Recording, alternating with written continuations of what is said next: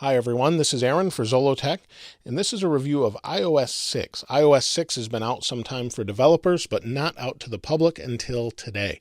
It may not be out until later today if you're seeing this early, but it is a great upgrade. Nothing crazy, it's kind of incremental with a couple nice things here and there.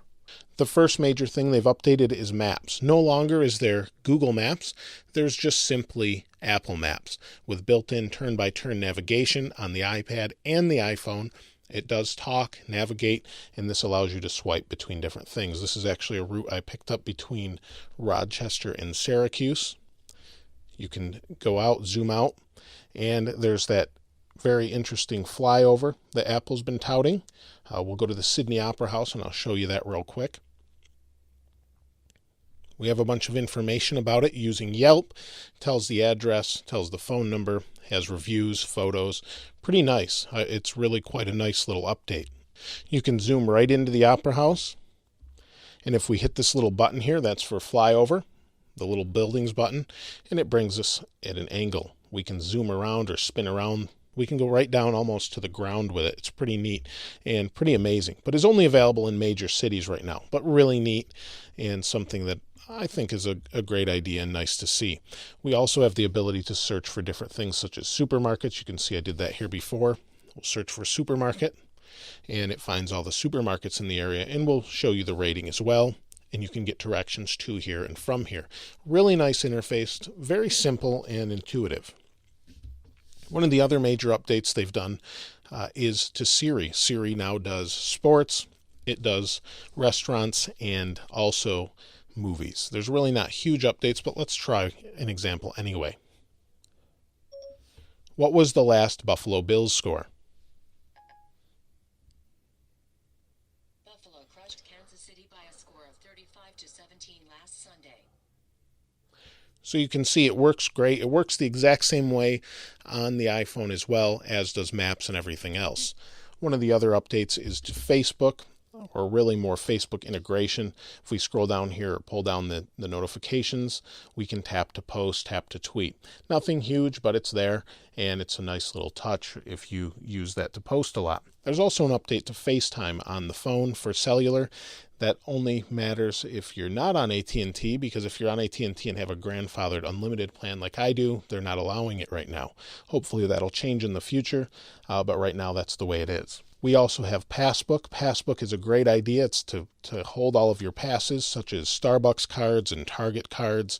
And when you get close to those locations, it will pop up on the notification screen and show you the card for that location, and you can tap to use it or you can just pass it by. One of the other neat things they've done is with PhotoStream. PhotoStream lets you sync all your photos between devices such as the iPhone and the iPad, but now I can share those photo streams with a friend. This one I've shared with my brother, so it only allows me to share it with them or online, and it's not on something like Facebook for everyone else to see.